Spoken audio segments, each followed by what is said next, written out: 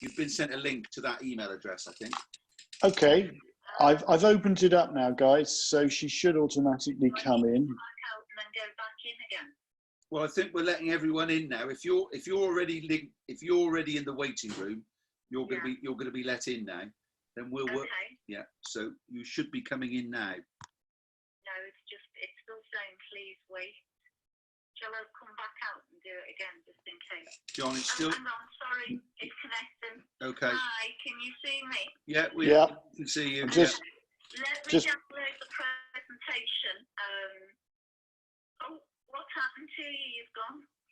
Oh, that's it. Yeah. You're in now. You've been let in. Yeah. Okay. Thanks, Julie. Okay. Bye. Cheers. Bye. good morning to all of us, all the people joining us. Just bear with us for a second.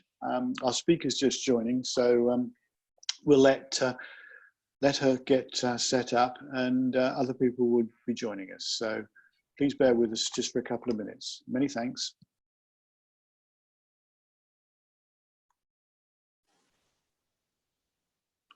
Whilst you're joining, you may like to share your name and where you're from in the chat pane. That allows other people who are attending to see who you are, and for them to know that you're also with them.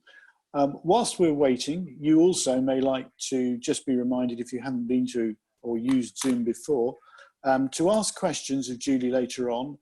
Please do use the question and answer menu that you'll find on your Zoom bar. And when we come to it, you'll be allowed to come in if you would like to answer the questions. And certainly in terms of, if you're anonymous, I will make sure that Julie answers them. There is also a hands up function, which we may use later on. So we're just now getting, there we go. We have a slide up. So Andrew, I think most people probably have got the overview now. So back to you. Okay. I'll give a brief introduction then before Julie starts. So first of all, thank you for joining us. This is becoming a regular occurrence now, and has been since the middle of March, organising these webinars on a Tuesday and a Friday at midday, and we've got well over 1,000 people now tuning in from time to time, which is great news. So we're delighted to be providing a service. We're representing 6 bodies today. So I'm Chief Executive of the Structural Timber Association. Also, we're joined by the Housing Forum, and then Constructing Excellence. 4 regions have joined forces to help bring these webinars to you: the Southwest, Wales, the Midlands, and the Northeast. So 6 organisations collaborating to bring you these webinars, which initially started life as COVID-19 updates, but now have widened. And I'm delighted to say today we have Julie Bell-Barker from Wolverhampton Council. Julie is a board member of CE Midlands and has been championing quality for the last couple of years since I've been involved in the Midlands. And so I thought it was highly appropriate that we asked Julie to come along today to talk about quality issues. And I think what's particularly pertinent is the timing of this presentation. We had the Building Safety Bill launched earlier this week, and obviously that has come about post Grenfell, post Hackett, and there's a lot of information in that bill which I feel is going to transform the way that the sector behaves. So I'm delighted that Julie was able to join us today. I have to say, in terms of timing, it was more luck than judgment, but then you make your own luck, don't you, ladies and gentlemen? So Julie, has that given you enough time to get yourself? Yes, I'm in. In fact, I've got it up here. Can everyone see the document? We can. So Julie, thank you for your time. We look forward to your presentation and then joining in with a little bit of debate and discussion after that. Yeah. Over to you. Thank you. Okay, thank you, Andrew. Hello, everyone. So I'm going to be taking you through, from a client perspective, an organisation that commissions buildings, what I believe the barriers to construction are, why do we have those barriers, and what do we need to do going forward? So I'll take questions at the end. I can't see anyone, I can't see any faces, I can only see this presentation in front of me. So if anyone puts their hand up, or I won't be able to see, so please, if we just wait until the end, and then I'll pull down the presentation. Okay, so what are the barriers to quality in the construction projects? Okay, so why are we where we are today? Why are the barriers, and we'll talk about what those barriers are further down, why are the barriers to quality still here? We've been speaking about this for many years now. There was the Latham report, and this came out when I was at university, and I was told that this was going to dramatically change the construction industry that we were all about to enter, and the impact that it's going to have. And we had a huge session on it. I always remember thinking, wow, this is going to really change what we do. And that was 1994, and that report was called Constructing the Team. And one of the key things that Sir Latham said within that was he described the industry as ineffective, adversarial, fragmented, and incapable of delivering for its customers. So that was his key message. Have we changed? Do you recognise any of that? So then what happened? The Egon report came out, another report commissioned by the government called Rethinking Construction. Same issues arose, and one of his key comments was the industry as a whole is underachieving. Did anything happen? No, we carried on as we usually do, and then there was the failure of one of the schools in Edinburgh, and Professor John Cole did a report, and if anyone's not read that, I would recommend that you read it. It has quite a lot of insight in, and effectively the report was quite damning of the construction of the schools, and it had 40 recommendations in there. It went through all the quality issues that were lacking in that construction. Then of course we had the Hackett report. The current system of building regulations and fire safety is not fit for purpose. That was one of the key messages that came from that. Again, quite damning in terms of construction process and quality. And again, if anyone's not read that report, I'd recommend you to read that. So what happened after the Hackett? Because we're constantly saying the construction industry is not fit for purpose, we're making the same mistakes, what's going to change? We'll talk about that further down, but the most recent, and Andrew's just alluded to it, there was a draft building safety bill put through at the beginning of the week. And effectively it lays out the pillars of what will be the biggest reform of building safety since 1984. The final bill will be due for publication in August 2020, but it's not anticipated that it will be passed and be fully effective till probably around about 2023. Key recommendations from the Hackett report that have really driven the safety bill that went through, the draft safety bill. One of the things that the Hackett report said was the requirement for the introduction of a new regulatory framework, improved focus on building design, construction and refurbishment, safety, quality.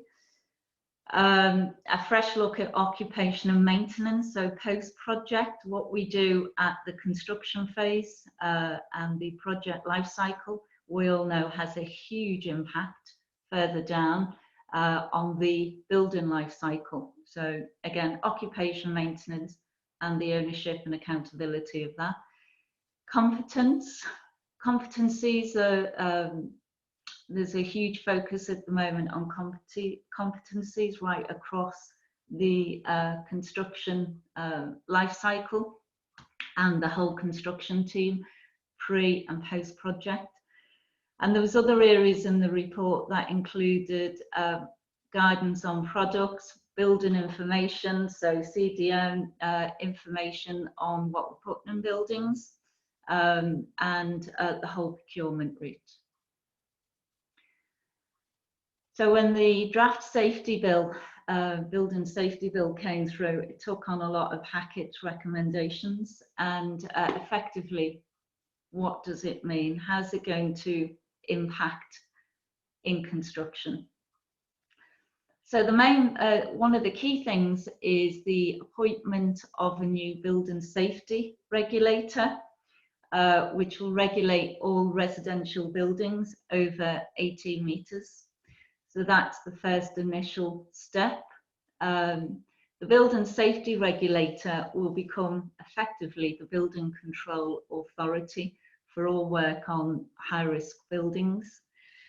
However, although we're talking about 18-metre high buildings and high-risk buildings, provision is in the bill for allowing the Secretary of State to apply the new rules to other building types in the future. And I believe that it will be cross-cutting across eventually all building types. Setting out a new competency framework for everyone. I want to say everyone, designers, builders, and building inspection all around high-rise residential. But again, we're expecting that that will cover all buildings. This is quite an interesting one. Much tougher sanctions, including up to 2 years in prison and unlimited fines for breaches of building regulations. So let's just put that into context. So if we found after a building's been complete that we do an inspection, and let's say, for instance, some of the fire stopping hasn't been installed, or some of the ties are missing from the building, this is in breach of building regulations, and there is an unlimited fines associated with that. So that's a key part. Developers will no longer be able to appoint their own building control body. So when I was in the private sector, we never used council building control bodies. We always used the private sector, the approved. You won't be able to do that anymore. Instead, the BSR will appoint a registered building inspector. So they'll appoint them to help enforce those building regulations. Architects Registration Board is going to be given more power to monitor the competencies of architects on its register and actually remove those that don't come up to scratch.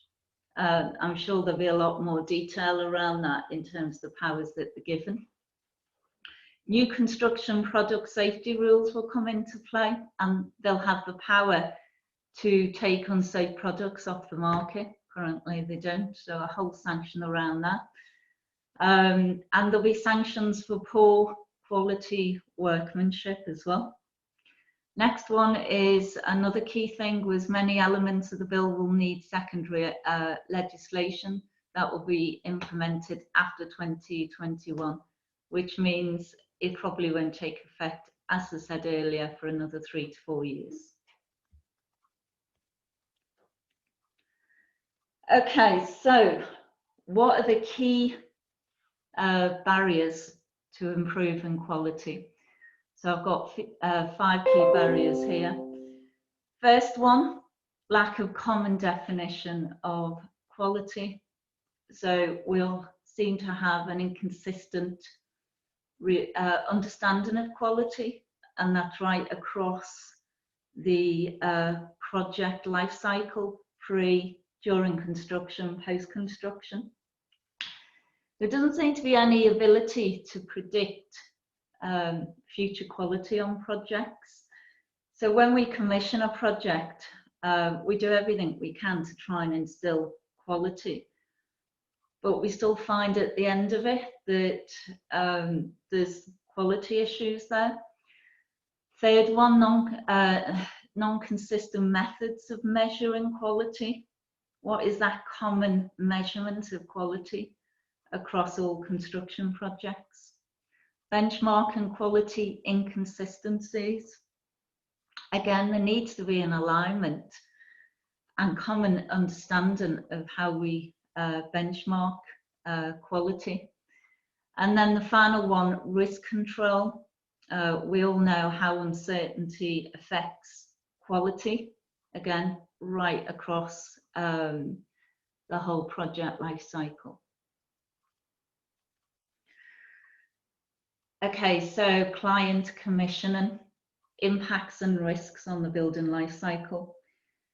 So when we commission a building, whether it be new buildings, refurb buildings, which we do, or new build extensions, there is huge risks in the construction projects, not just what we actually build, but further down the line when we start doing reactive and response maintenance. We're not just talking about the actual construction quality, we're talking about the design quality as well, and how that has an impact on how that building is maintained and how regularly it is maintained.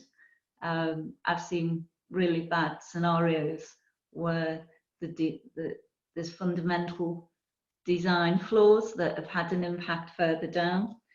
Statutory compliance. I've seen scenarios where it's difficult to have statutory compliance works regularly undertaken because the quality of the installation or the design, and also the planned maintenance, the cost, how much we actually spend on the building because the quality is not sustainable, and we end up spending more further down. Okay, so for me, there's 5 key deliverables, delivery actions to improve quality in terms of what we do within commissioning projects and managing projects.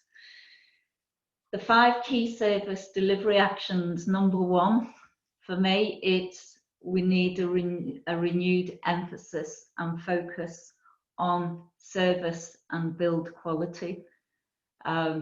Item 2, encourage cultural change. Everybody is accountable for quality.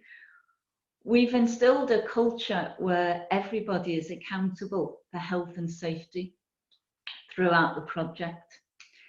We even have CDM regulations to ensure that even design quality and when we're on site, construction, health and safety is there. We need to instill that also when it comes to quality. Everybody is accountable for what they deliver and how they deliver it.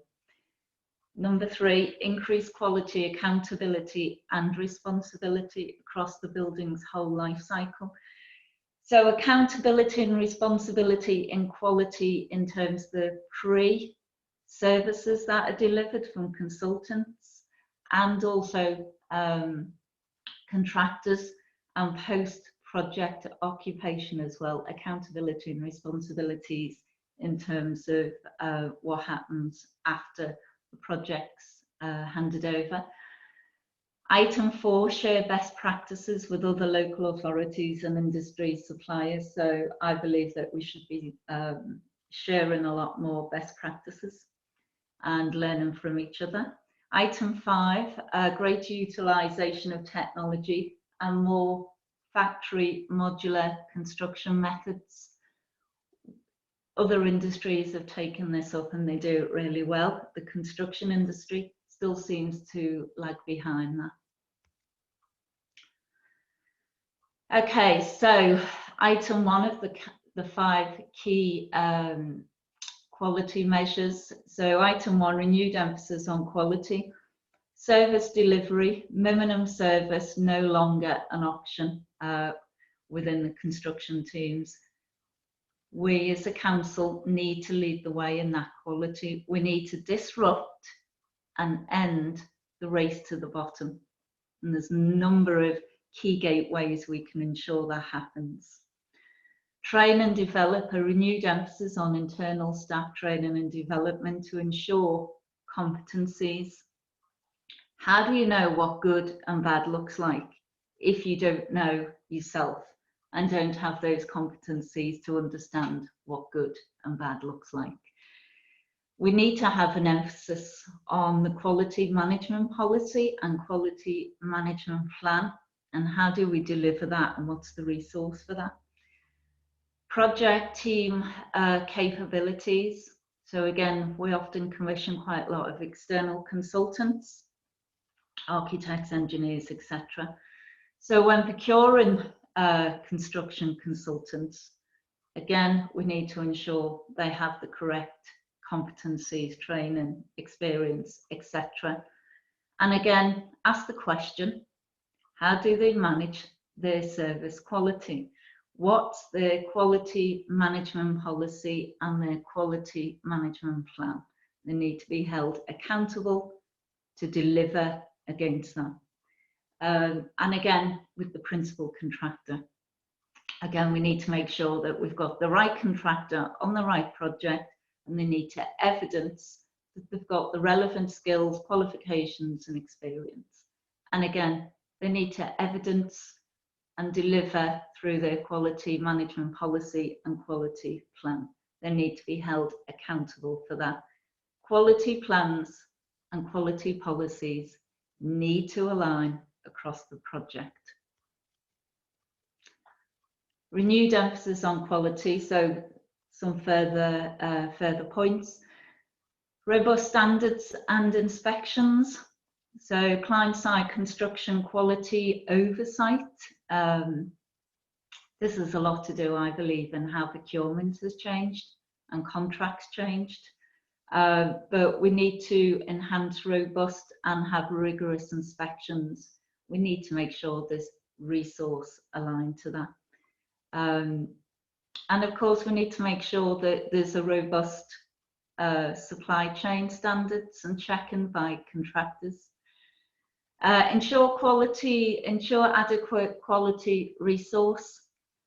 If we're going to take quality as an important part of delivering a project, just like we do with health and safety, we need to make sure that we've got the adequate resources within that. And again, there needs to be a common alignment goal of compliance and quality of what we're delivering. And in there, again, I say we need to have oversight and alignment of quality plans and quality management processes. Records and evidence, audible and secure. This is so important, and this came out of the Hackett report as well. So when a project is handed over, we need to make sure that we have all the correct information, the as-built information. We need to check that what's actually installed is what's actually shown on the as-built. And if in any way it's not aligned and there's issues around quality and building control sign-off, we need to make sure that those accountable are actually brought and answer the questions of why they haven't built as per the drawings. Okay, so key item 2 was encourage cultural change and increase accountability and responsibility. So integrity, the race to the bottom must be eliminated. Value engineering, specification, scope reduction could have long-term and does have long-term consequences. Any value engineering needs to be sustainable and have longevity. FM maintenance specialists need to be involved in the design process. I've used the word golden thread. Again, that's come from the Hackett report. There needs to be a thread of knowledge, collaboration and consistency throughout the project. Procurement strategy. This is key for me. Procurement is part of the key. We need to review the procurement strategies and contracts. We've got to have specific areas that state the building safety requirements will not be compromised for cost reduction. So when we look at cost reduction, which we always do in projects, you know, we want to ensure we get best value. Doesn't always mean a reduction in cost, but the reality of it is sometimes that we do need to look at cost. What are the quality management policies and quality plan around that to ensure that we get quality buildings? How do we weave that into the procurement strategy and the contracts? A more sustainable, accountable regime, roles and responsibilities.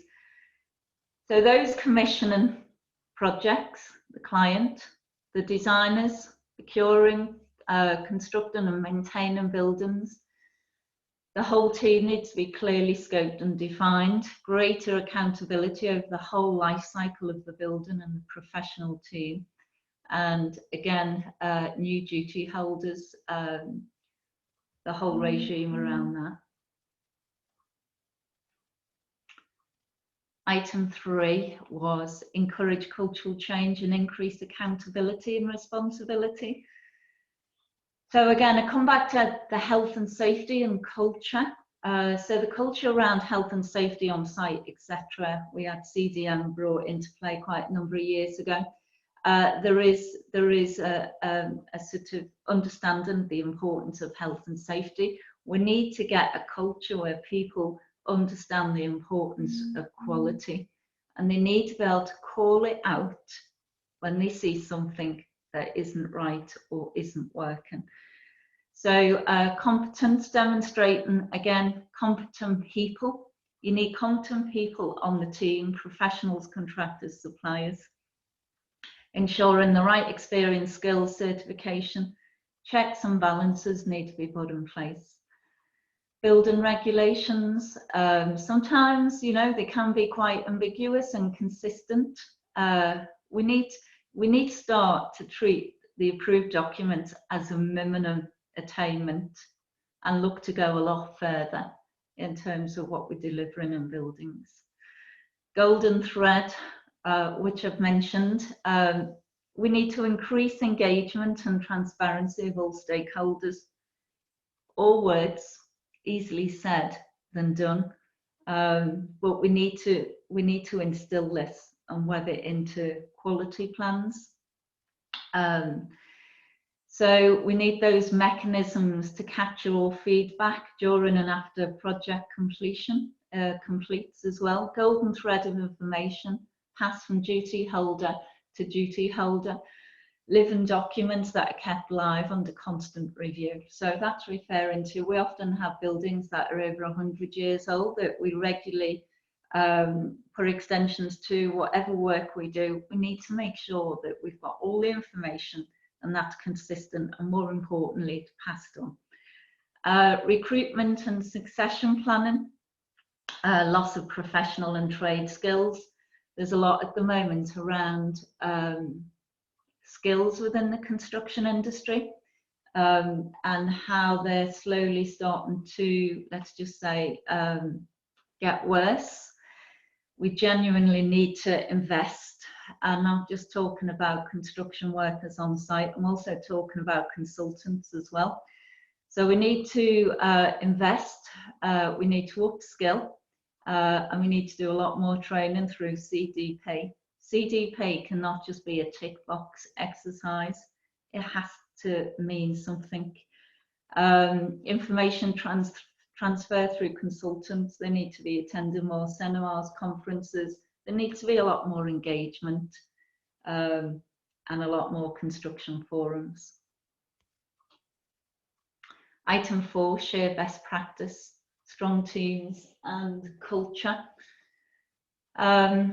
Culture is everything, but it's difficult to define. Ultimately, it comes down to behaviours. But collaboration, as a client who both commissions and maintains buildings, it's important to promote open transparency, collaboration and teamwork. And challenging and sharing information is a vital part of that partnering relationship. So cross-boundary working with peers, and we need a mechanism for whistleblowing. Bad quality needs to be called out at every stage. We need to be able to challenge more if we don't think quality is getting delivered, and it needs to be called out.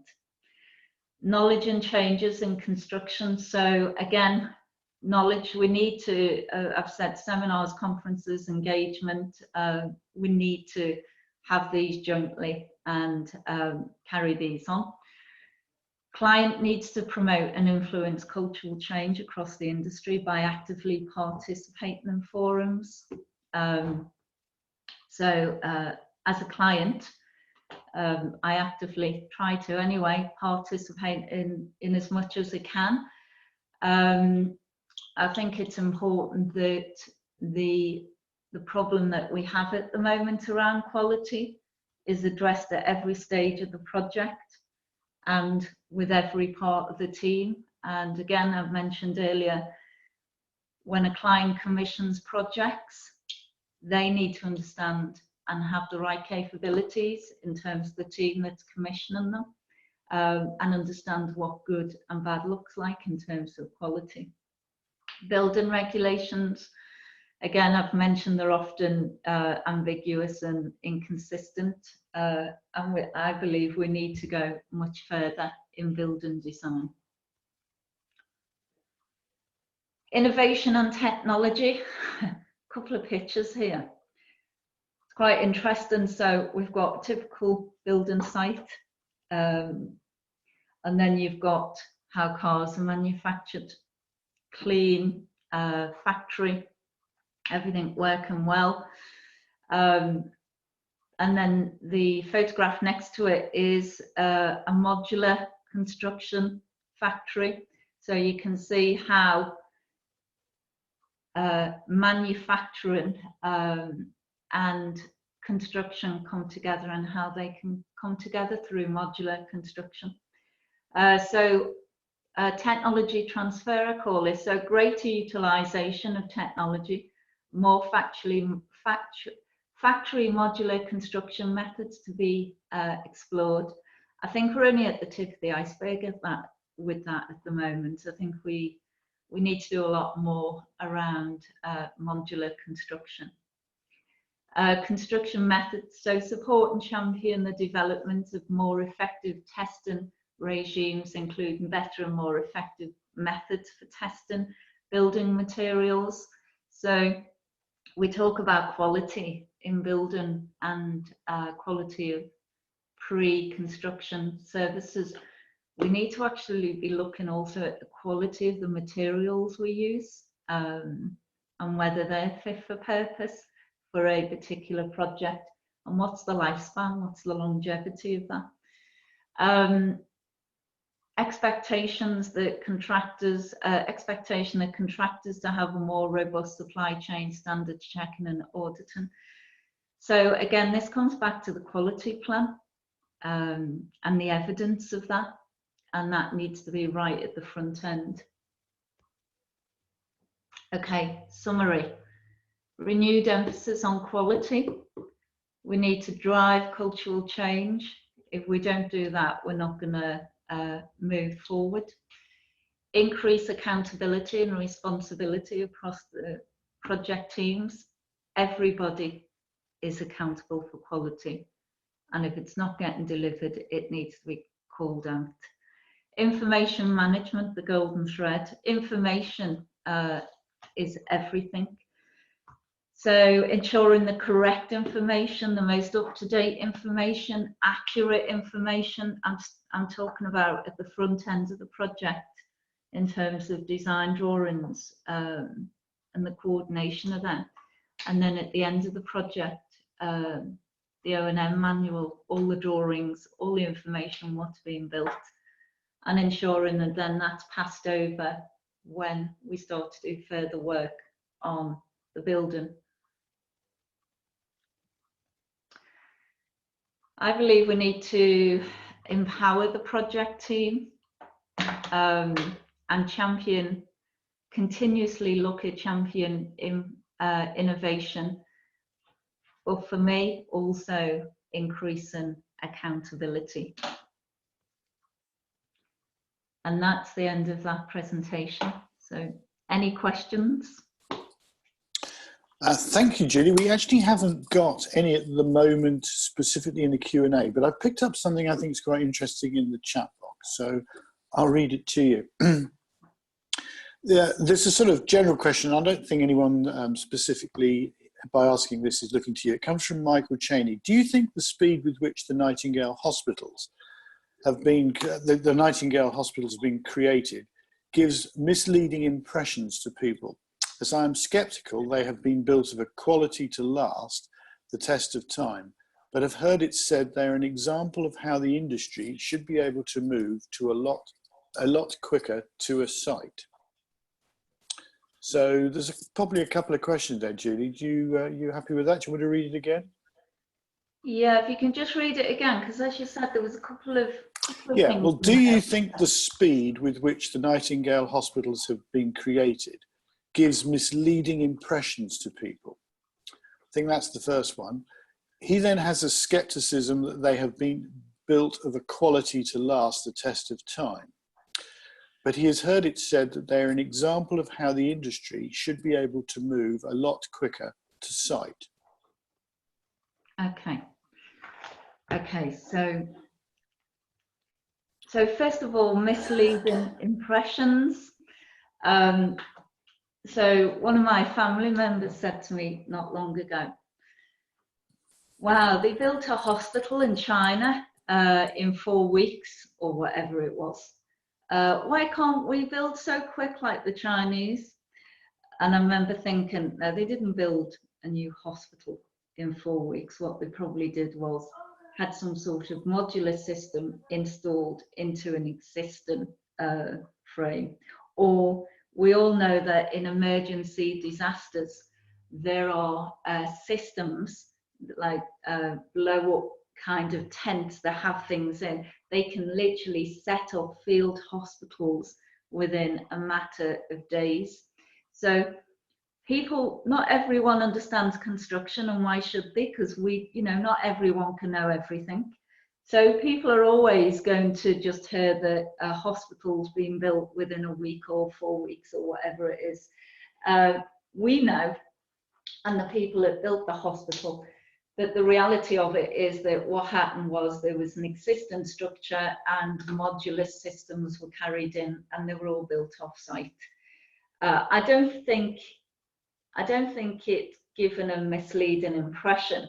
I just think that there's a lack of understanding with the detail behind it when you get, hospitals built within 4 weeks.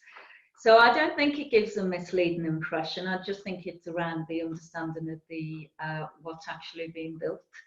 Quality, I don't think it's being built to last 10, 20 years. It's almost like a field hospital that they set up again in disaster zones. You can throw these things up pretty quickly. They're not meant to last for 5, 10, 20 years. They're meant to deal with immediate disasters. So I don't think that it's quality and timeline issue.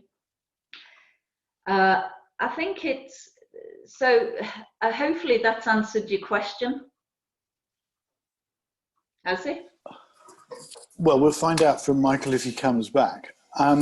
I think it's quite interesting because the approach that probably was taken to these is very much along the lines that you're talking about project teams. Do you see the client being actually in that project team and right from the beginning and sort of blue skying it, or do you see the client excluded?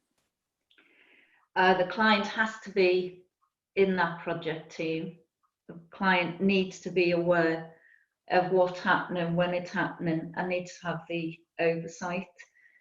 There seems to be an understanding of the client can commission and I'm talking generally about clients, I'm talking about private sectors, one-off clients, whatever it is, there seems to be clients can simply just not commission a building and be remote from it.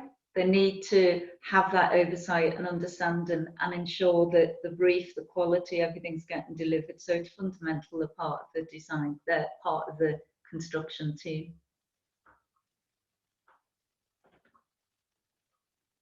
Thank you. Michael's come back and he's made the following thing. So, thank you. I think it has shown how the industry can pull together and work with a shared goal and the value that brings to all involved. So there are certainly good things to take from it also. I wonder, we've got a hands up from Thomas, so I'm going to bring him in. So if you just bear with me. So I've now promoted you, Thomas, so you should now be able to put your question straight to Julie. So Thomas, please open your microphone. Yep, there you go, Thomas, over to you. Okay, great, thank you. Thank you for this presentation. It's quite enlightening and quite useful in terms of just highlighting the facts that we need to manage quality, and it needs to be done in such a way that you can retrieve information, and you can also have strategies around how that is done. So I lead BIM implementation in one of the business units for a fairly large construction company in the UK, and one of the things that we're looking at is really using technology to manage quality, so we can actually end up having some stats and being in a place where we can quantify some of these issues. In your presentation, you mentioned, or there is bits that you went on about cultural change. I just wanted to, just ask you as to what you probably covered some of it, but it's probably useful to highlight for some people who may be on this call, to just, if you can give a bit of insight as to how culture or cultural change and implementation of technology to manage quality impacts on how things happen within the construction industry. So around quality, there seems to be I mentioned right at the beginning, the Latham report and the questions raised around the construction industry and quality and delivering to that. Nearly 30 years on, we're still in the same position. Nothing's changed. If anything, it looks like it's getting worse. So in terms of culture and instilling a culture of I am accountable for quality in terms of what I do, and how do we instill that accountability and pride in what we deliver, and ensuring that everybody else within the construction team has that personal accountability and understanding that they are accountable, and it's almost like there's so much to do and there's so much risk. Construction projects are fraught with risk, and we've become, I believe, quite bogged down in quite a lot of paperwork and quite a lot of governance around that, and it's almost as though there is a culture of the computer says if they sign it off it's good enough, if they put it forward to me it's been done, it's good enough. We just want to move through it as quickly as we can, and we need to just completely slow down and look at all the team needs to look at their accountabilities and how is that going to be how does that work within the quality plan and the process? A lot of it is around education and training and understanding around what quality is in terms of their accountability and trying to align the two. So I deliver this and I'm accountable for that, and ensuring that, you know, the education, the skills, everything for them to do their job, they understand what's expected. Goes back to having a common understanding of what we see quality, what we understand quality to be. Yeah. You happy with that, Thomas? Yeah, I am happy. I think you know, one point that you mentioned there is you know, this whole thing of you know, people having to try to. It's almost like, you know, making sure that you've covered your back. But I think, you know, with technology, there are ways of you know, being in a place where you can quickly have a record of what has been done.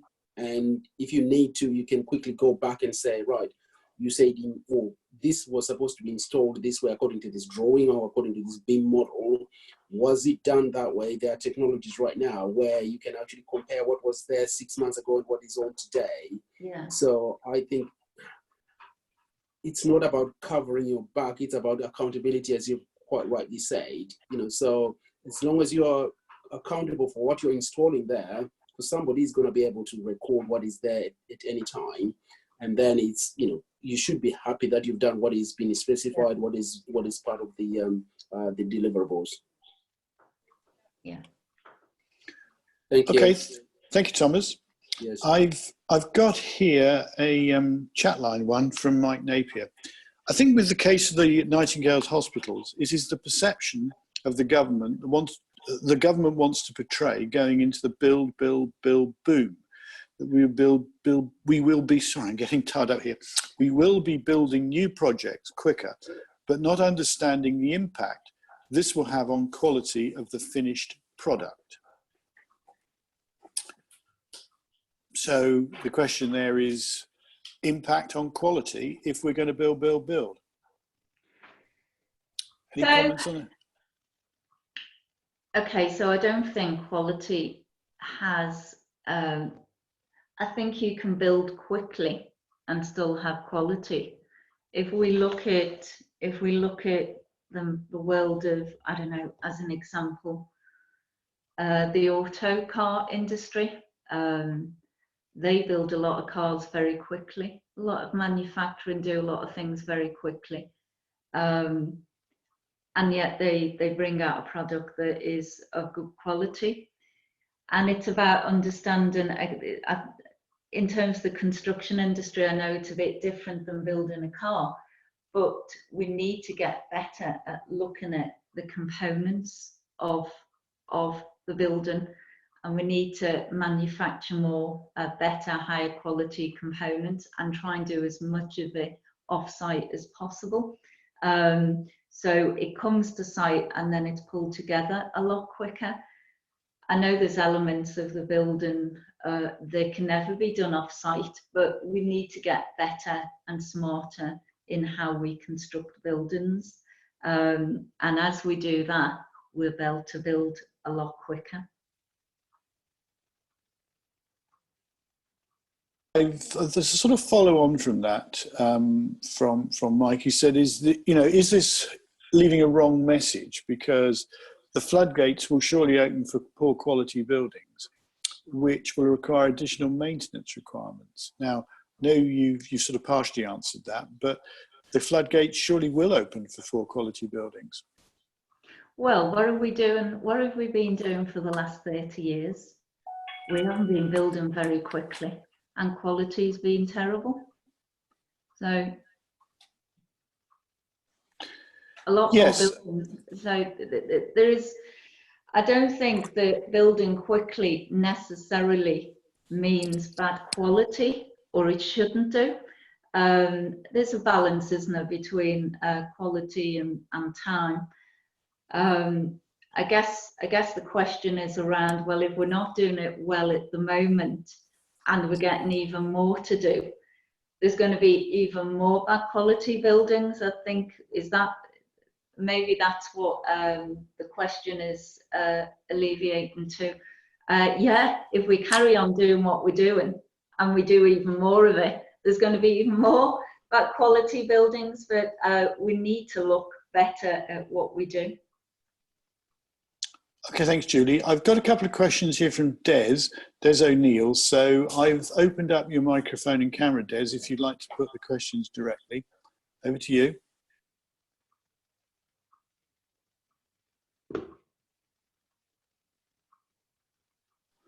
Not sure Des is responding here. So let me see. No, I'll put the questions for Des then. Des says, often on projects, we find that designs are not in line with clients' budgets. Then the project enters into a hugely competitive tendering and value engineering process, followed by the successful contracting partner having to accept often onerous amended contracts and tight timescales to complete due to the additional time taken at the beginning of the project to value engineer, but very little, if any, flexibility on completion dates. Question then goes, how do we overcome this issue? Surely it has to start from the client, as the penalties associated with the projects hinder the ability to take the time required. It's a long sort of question. You got that one, Julie? I think so. Okay, so I've seen that so many times where the length of time to design and then the understanding that it's too expensive. So at each RIBA stage, there's a cost plan done. So RIBA stage 2, 3, at the end of it, there's a cost plan. So let's say you get to the end of RIBA stage 3, and there's the design's done, and you realise that it can't be delivered for the budget. Most of the rest of that time given to pre-construction to get the drawings done is done around value engineering, and then everything's rushed and the drawings end up not very well detailed, not coordinated very well, and the time's been spent on trying to get the cost down. Therefore, when they get to the procurement stage, they have to reduce the procurement time that it's out to tender on. So the contractor has to rush into it. How do we stop that? What do we need to do to alleviate that? Well, we need to get a better understanding at the very early stages of concept design. So I would always recommend that a contractor is brought on board, not necessarily the contractor that is going to be awarded the contract.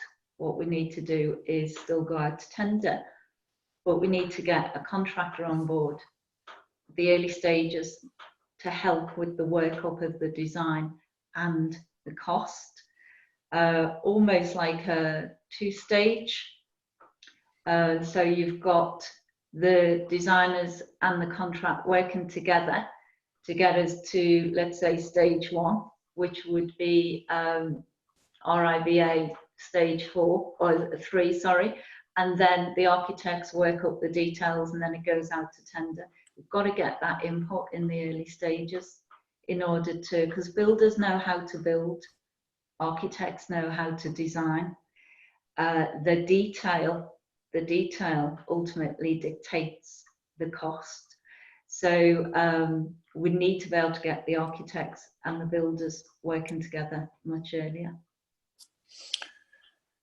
Thank you. Des, I've got your camera and your microphone open. If you only want to speak, just open your microphone and please come in. Yes, just realised that I'd got it on mute. Apologies for that. Thanks for that, Julie. Do you then see that the potential procurement of projects from the likes of sort of public bodies and organisations is likely to go more for the two-stage route of procurement as opposed to the competitive tender that we've been used to? First of all, there's nothing wrong with competitive tender. And I do believe that competitive tender, yeah, and it depends on the building type, the complexity of the building. Not everything suits different building types. So, you know, as an instant, there was a period where a lot of design and build contracts were pulled together. And initially, design and build contracts came from the Latham report. and that was about getting things built faster. And again, builders know how to build, let them do some of the design. But it was meant for large sheds. It wasn't meant for anything more complex. And now design and build contracts are being used for schools, they're being used for everything. So I do think competitive tender is important. I think procurement and the contract that you use is really important, and that needs to be determined right at the front end. But in terms of bringing the contractor in much earlier, I think that it depends on the building. It depends on the timescale. It has so I'm not saying that I advocate it for everything, but certainly the projects I've worked on where we've had the contractors' input early has helped in those projects in terms of the cost, having a consistent understanding of the cost through the different RIBA stages, because you often find that it will suddenly jump at the end around RIBA stage 3 and 4. It's that level of detail that makes the difference. Yes. Thank you. Okay, thank you very much. Well, we've got a couple of minutes left. If anyone's got a quick question, please shoot them. I don't know, Andrew, whether you'd like to rejoin us now. And I found that an extremely insightful presentation. So thank you very much, Julie. I can't put my video on because you stopped me. Which is Oh, not bad. have we? Well, we'll try and get you back in a minute. Oh, no, there we go. It's not a bad thing, I'm sure. But Julie, thank you. Really inspirational stuff as always. And I know you're so passionate about quality issues and have been for the 2 years that I've known you. I'm delighted to say that the organisations of which I'm part all have a similar view. Within the Structural Timber Association, we've had something called STA Assure in place for a number of years now, where we want to make sure that we can offer confidence to clients and stakeholders when using structural timber systems. And of course, within CE, both in the Midlands and in the Southwest, we have very active quality and compliance theme groups under the chairmanship of Richard Kuchansky in the Southwest and Steve Green in the Midlands. So as you know, we have quality very high up as a priority. So thank you, Julie, for your time. Welcome as always. And also thank you to you, Howard and John at Leaders Meets for organising this. We've just got one more week for the time being of our webinars. Then we're going to take August off. We're going to have a bit of a break. So next week, we've got Martin Taylor from the LABC coming to talk to us on Tuesday about safety.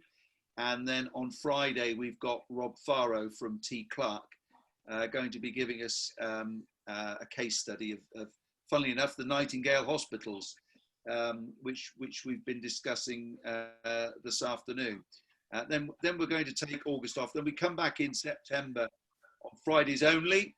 We're going to be concentrating initially on pipeline because we think people's thoughts are going to be on work creation post-COVID. So we're going to have speakers from Birmingham City Council, HS2, Hinkley Point, and so on. But we're going to end each month with, if you like, a State of the Nation piece, where we get 3 or 4 key leaders of the industry to give their thoughts on where the industry stands, and then we can have a bit of a debate and discussion around that. So I hope you'll all find that interesting when we come back in September. But don't forget next week, Tuesday, Martin Taylor from the LABC, Friday, Rob Farrow from T. Clark. So once again, thanks to John, Howard, and especially Julie, and I wish you all a very pleasant afternoon and a great weekend. Thank you very much. Cheers. Thank you, Julie. Just before you go, would you mind sending us a copy of your presentation so that we can post it alongside the recording? Yeah, no problem. Yeah, thanks very much. Thanks very much for that. I found it really interesting. Oh, good. So, Good. yeah, have a great weekend. Thank you once again. Thank you. Bye. Yeah, bye.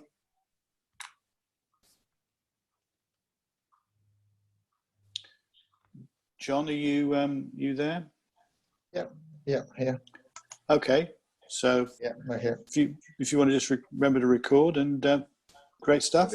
Thanks, Julie. Yeah, no, it's really, really good to hear you. Thanks, Just a question. I noticed that it's on recording. Is it on YouTube live? It's on it gets sent to an unlisted area on YouTube, so it's not in the public domain as such, but it's available for our members. So Okay.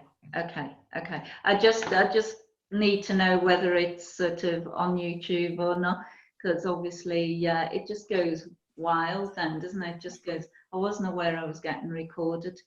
I just don't like seeing myself on camera, that's all. It's just a vanity thing, nothing else. no, and you certainly don't need to.